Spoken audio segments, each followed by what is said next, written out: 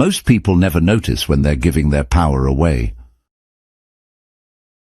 It happens in small moments: reactions, explanations, emotional access. Have you ever walked into a room and felt a cold wind, even though the windows were closed and the heaters were on? You haven't said a word. You haven't done anything wrong. You arrived on time. You wore appropriate clothes. You smiled, you were polite, and you did your work with a quiet heart. Yet you can feel it. There is a weight in the air. Someone in that room, perhaps a co-worker, a family member, or even a stranger, dislikes you. They don't just dislike your ideas, they dislike you. It is a strange, heavy feeling that sits in the pit of your stomach. It is the look that turns away too quickly when you make eye contact. It's the silence that falls like a heavy curtain when you join a conversation. It's the vibe that tells you that you are an intruder in a space where you should belong. You go home and you sit in the silence of your own house. You think. You search your memory like a detective looking for a crime. What did I say? Did I offend them? Was my tone wrong? Was I too loud? Was I too quiet? You look for a logical reason. You look for a mistake you made. But you find nothing. You have been kind. You have been professional. You have been helpful. And that, my friend, is exactly why they hate you. We live in a world where we are taught that if we are good, people will like us. We are taught that if we follow the rules and treat people with respect, we will be rewarded with friendship and peace. But as you have discovered, life does not always work that way. Sometimes the better you are, the more people resent you. The more honest you are, the more people want to silence you. The more yourself you are, the more people feel uncomfortable in your presence.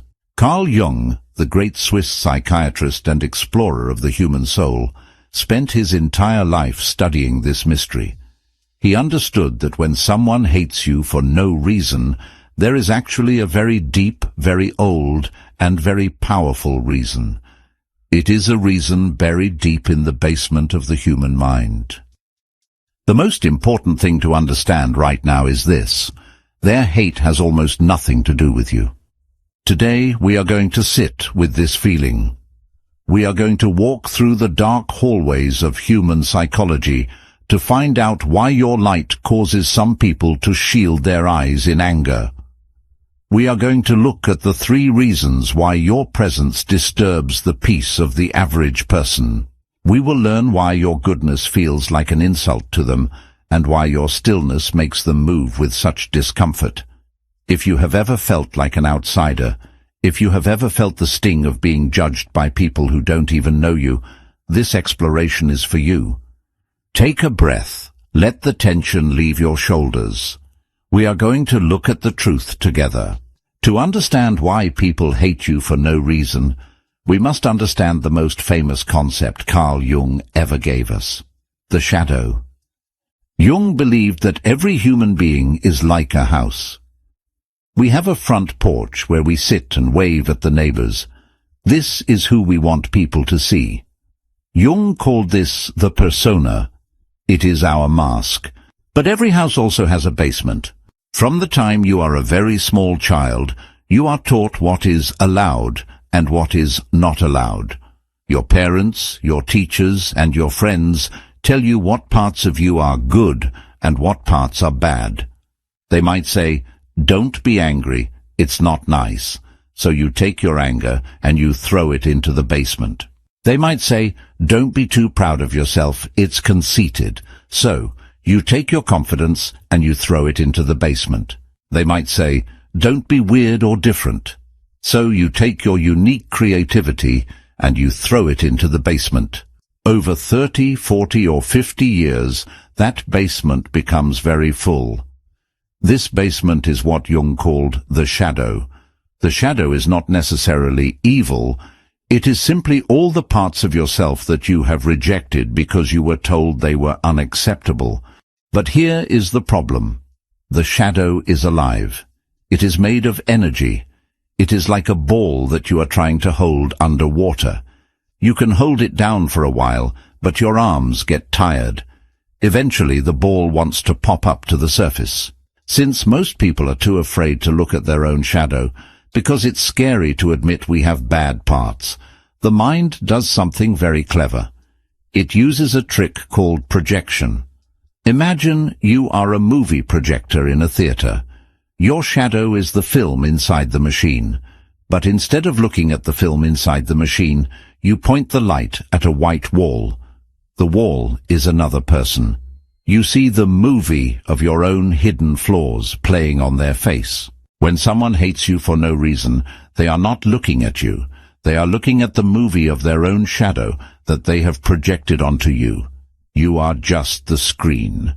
Let's look at the 3 specific reasons why this happens. Reason 1. You are a mirror for their flaws. The first reason people hate you is that you are a mirror. Think about a person who is very fake. They spend all day being nice to people they actually dislike. They smile when they are angry. They agree when they disagree. They have spent years burying their own honesty in the basement because they are afraid of conflict. Then you walk in. You are a person who speaks the truth. You are not mean, but you are honest. You say no when you mean no. When that fake person looks at you, they don't see honesty.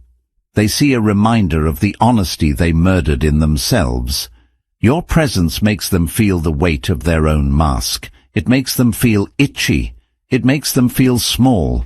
Instead of saying, I am angry at myself for being a coward, which is a very painful thing to admit, their brain takes a shortcut.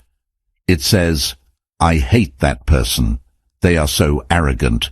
They think they are better than everyone just because they say what they think. They are trying to break the mirror so they don't have to see their own reflection. If they can make you the bad guy, they can keep pretending that their mask is real. Have you ever noticed that the things people criticize you for are often the things they themselves struggle with? If someone calls you lazy, often they are a workaholic who is terrified of resting. If someone calls you selfish, often they are someone who gives too much and is resentful that they don't have boundaries. They are projecting their unaccepted traits onto you. You are the screen for their movie. Reason 2, the pain of the unlived life. The second reason is what Jung calls the unlived life. This is a very sad reason, and it is very common. Most people live in a small, invisible box. They took the safe job because they were told to. They married the safe person. They gave up on their dream of painting or traveling or starting a business because they were afraid of what people would think. They have lived a half-life. Then they see you. Maybe you aren't rich. Maybe you aren't famous. But you have a certain spark.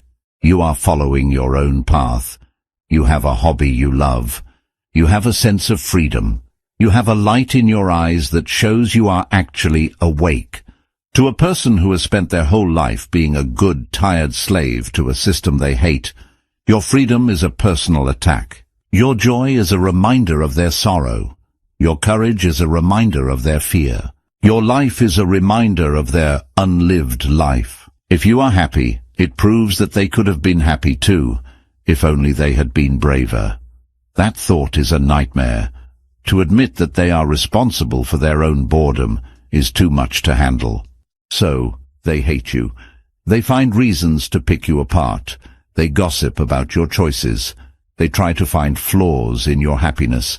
They are trying to convince themselves that you aren't actually happy, or that you are lucky, or that you are irresponsible. They are trying to put out your fire because the light makes them realize how cold and dark their own house has become. Reason 3, the threat of integrity. The third reason is the most quiet and the most dangerous. It is your integrity. Jung noticed that most human groups, offices, families, social circles, operate on a group contract. The contract says, we will all pretend to be happy, we will all laugh at the boss's bad jokes, and we will all talk badly about anyone who isn't here. This is how people bond, through shared shadows. They bond through gossip, through complaining, and through wearing masks. If you are a person who stays centered, a person who does not join the gossip, who does not laugh at the cruel joke, and who stays true to your own values, you are a threat to the group. Why? Because you cannot be controlled. The group wants you to be in the mud with them. When you stay clean, it makes their mud look dirtier. Even if you don't say a word of judgment, your silence acts as a judgment. When you don't join the gossiper feels exposed. When you don't complain about your life, the complainer feels annoying. When you don't wear a mask, the people in masks feel like they are being watched by a judge. They hate you because they cannot pull you into the smallness of their world. They hate you because your integrity makes their lack of integrity visible. Jung once said that the individual is the enemy of the mass. When you become an individual, someone who thinks for themselves, you automatically become an enemy to those who can only think as a group. Now, we must change how you look at this. For most of your life, you have probably viewed being disliked as a failure. When you feel that someone hates you, you feel like you have a wound. You feel like you are less than. You think, if only I could be more charming. If only I could change my personality to make them comfortable. I want you to stop and listen to me very carefully. This dislike is not a sign of your failure. It is a sign of your presence. Think about a ghost. A ghost has no body. It can walk through a wall and the wall doesn't move. The ghost doesn't disturb anything. It has no form. A lot of people are like ghosts. They have no real personality. They have no real opinions. They have no backbone. Because they have no substance, they never bump into anyone. Everyone likes them, but only because they aren't really there. They are invisible. But you have a body. You have a soul. You have a shape. When you have a shape, you take up space. And when you take up space, you are going to bump into people who are living in a dream. Being hated for no reason is the tax you pay for being a real person. Jung once said, "The most terrifying thing is to accept oneself completely." When you accept yourself, your strengths, your weaknesses, your weirdness, and your truth, you become a solid object. You are no longer a vapor. You are a fact. And facts are very uncomfortable for people who live in illusions. If someone hates you for no reason, they are actually giving you a very high compliment. They are saying, "You are so real that I cannot look away. You are so solid that I cannot push you around. You are so you that it makes me feel the pain of not being me." This is power. We often think of power as the ability to control others, but that is not true power. True power is the ability to be uncontrollable. When you are comfortable in your own skin, even when the people around you are not, you have achieved something most people never will. You have achieved individuation. You have become a whole human being. Most people are like chameleons. They change color based on who they are standing next to. If the person next to them is angry, they become angry. If the person next to them is a gossip, they become a gossip. But if you are a solid object, you stay your own color. And that color, that bright, unique color, irritates the chameleons. They hate you because you remind them that they have no color of their own. Stop looking at their hate as a problem you need to fix. Start looking at it as a measurement. It is a measurement of how much substance you have. If you are being yourself and it makes someone else angry, that is a them problem. You are simply existing. You are like a mountain. The mountain doesn't try to offend the hiker. The mountain is just there. If the hiker finds the mountain too steep, that is the hiker's struggle, not the mountain's. Do not apologize for being a mountain. So how do we live in this world? How do we walk into that office, or that family dinner, or that social gathering, knowing that we are being projected upon? How do we stop the cold wind from making us shiver? We need a shift in our minds. We need to move from being a victim of their hate to being an observer of their psychology. Here are the practical steps you can take, based on Jungian wisdom, to stay powerful and calm. 1. The movie screen visualization.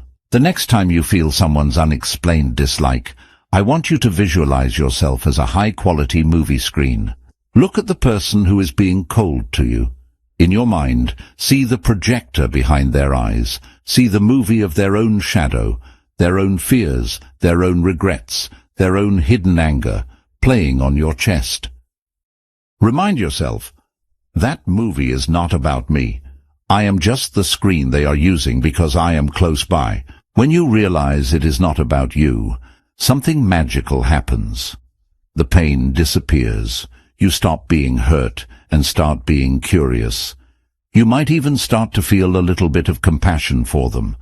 You realize they are trapped in a room with their own demons, and they are so confused that they think the demons are you. When you are the screen, you don't have to argue with the movie. You just stay still. 2. The rule of stillness. The natural human reaction to being disliked is agitation. We either want to fix it by being extra nice, or fight it by being defensive. Both of these reactions are traps. If you try to be extra nice to someone who hates you for no reason, you are letting their shadow control your behavior. You are losing your form. You are becoming a ghost to please them. If you become defensive and angry, you are joining the movie. You are giving them the evidence they want to prove that you are the bad guy. The most powerful thing you can do is to stay still. Be polite, be professional, be calm, but do not change your shape. If they are cold, you stay warm. If they are loud, you stay quiet. If they are chaotic, you stay centered. When you stay still, the projection eventually fails. They realize that their hate is not sticking to you. It is falling off you and landing back on them. By staying still, you force them to deal with their own reflection. 3. Bless the friction. In the gym, you cannot grow muscle without resistance. You need a weight that pushes back against you. Jung believed the soul is the same. We need friction to become strong. Think of these difficult people as your spiritual gym equipment. They are providing the resistance you need to build the muscle of self-approval. Every time you walk into a room where you are disliked and you choose to be okay anyway, you're getting stronger. You are teaching your brain that you don't need the world's permission to exist. You are breaking the addiction to being liked, and that is the greatest freedom a human can have. When you can say, that person hates me, and I am still a good person, and I am still at peace, you have won. You are no longer a slave. 4. Check your own mirror. Now this is the hardest part. Jung said we must always be honest with ourselves. When you feel someone hates you, ask yourself one quiet question. Is there a tiny grain of truth in what they are projecting? Sometimes people hate us because we are too much of something, not because we are bad, but because we are unintegrated. For example, if people say you are arrogant, ask yourself, am I actually confident, or am I trying to hide my own insecurity? If you find a grain of truth, don't be ashamed. Just bring it into the light. The more you know your own shadow, the less other people's projections can hurt you. When you have already looked at your own basement, nobody can scare you by telling you what's in there. Practical tip. When you feel that cold energy from someone, say this to yourself internally. This is their shadow. This is their unlived life. I am safe. I am whole. I do not need their approval to be real. Then take a